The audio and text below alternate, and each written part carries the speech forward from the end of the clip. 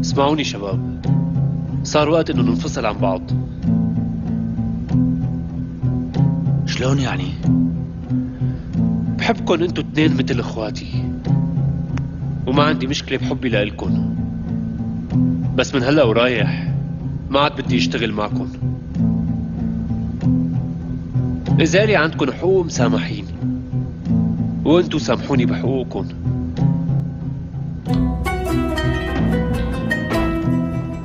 من هلأ ورايح كل واحد بطريق.